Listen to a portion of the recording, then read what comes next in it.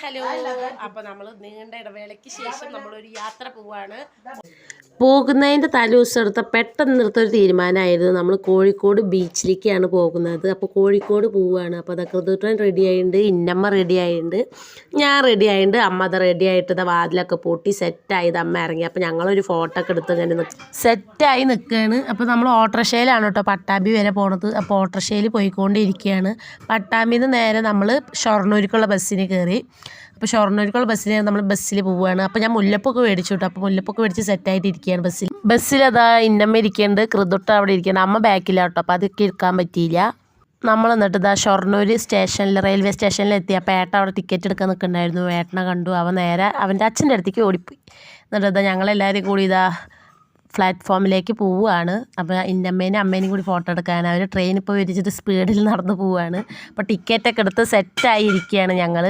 അപ്പോൾ ട്രെയിൻ വരും കാത്തിരിക്കുകയാണ് കേട്ടോ. അപ്പോൾ എല്ലാവരും കൂടി ഒരു ഫോട്ടോ ഒക്കെ എടുക്കാമെന്ന് വിചാരിച്ചിട്ട് എല്ലാവരുമായിട്ട് ഫോട്ടോ ഒക്കെ എടുക്കുകയാണ്. ഹാപ്പി ജേണി ആവാൻ.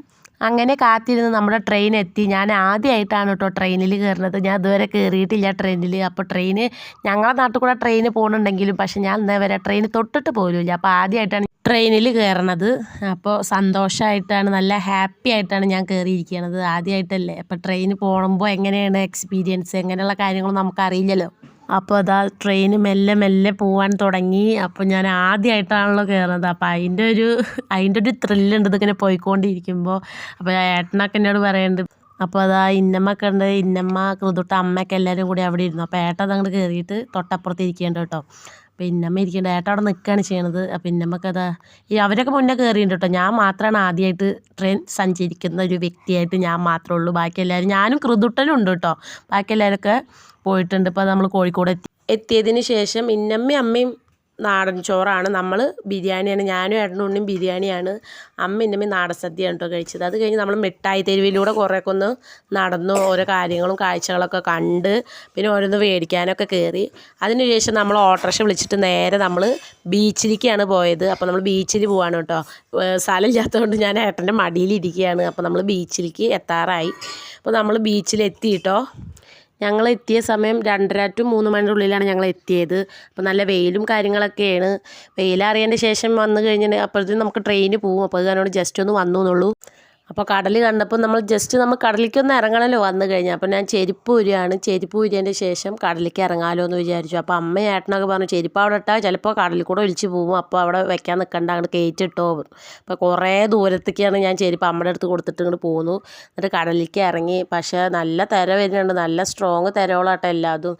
ഒന്ന് വന്നതിൻ്റെ ശേഷമല്ല ഒന്നിൻ്റെ മേലിൽ കൂടെ ഒന്ന് വരികയാണ്. അങ്ങനെ നല്ല ത്തിയിലാണ് വരുന്നത്. കൃതുട്ടനൊന്നും കടലിലേക്ക് ഇറങ്ങിയില്ല, അവന് പേടിയാണ്. അവന് മറ്റേ നമ്മൾ പുഴയിൽ ഇറങ്ങിക്കഴിഞ്ഞാൽ കാലുമുക്കൂടെ മീൻ കൊത്തില്ല, അതേ ലെവൽ പോലെ വെച്ചിട്ടാണ് കടലിൽ വെച്ചിട്ട് അവന് കടലിലേക്ക് ഇറങ്ങിയില്ല. അവന് ഈ തിര വരുന്ന കണ്ടപ്പോൾ തന്നെ ഭയങ്കര പേടിയാണ്. അപ്പോൾ അവൻ കടലിലേക്ക് ഇറങ്ങിയില്ല. എല്ലാ കുട്ടികളും കടൽ കണ്ടിട്ടുണ്ടെങ്കിൽ ഇറങ്ങില്ലേ, വെള്ളം കണ്ട് ഇറങ്ങില്ലേ ചെയ്യുക. പക്ഷെ അവൻ നേരെ ഓപ്പോസിറ്റാണ്, അവൻ ഇറങ്ങുമൊന്നും ചെയ്തില്ല.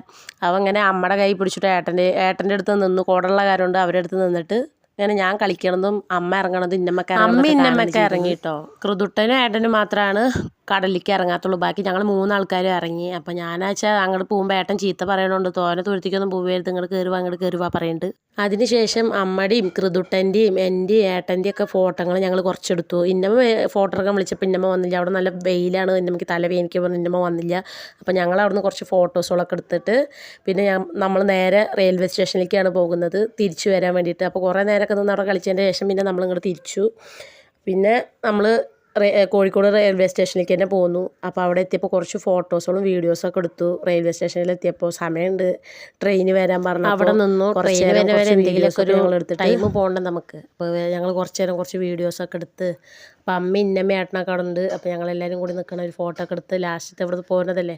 അപ്പോൾ കോഴിക്കോട് നിന്ന് ഞങ്ങൾക്ക് ട്രെയിൻ ഇതാ വന്നുകൊണ്ടിരിക്കണു. അപ്പോൾ നമ്മൾ നേരെ കയറിയത് പട്ടാമ്പിയിലേക്കാണ് കേട്ടോ. പട്ടാമ്പിക്കുള്ള ട്രെയിനിനാണ് നമ്മൾ കയറിയത്. എറണാകുളം പോണ ട്രെയിനാണ്. അപ്പോൾ നമ്മൾ പട്ടാമ്പിയാണ് ഇറങ്ങിയത്. അപ്പോൾ ഇത്രയുള്ള ഈ ഒരു വീഡിയോ. അപ്പോൾ ടാറ്റ ബൈ, സീ യു.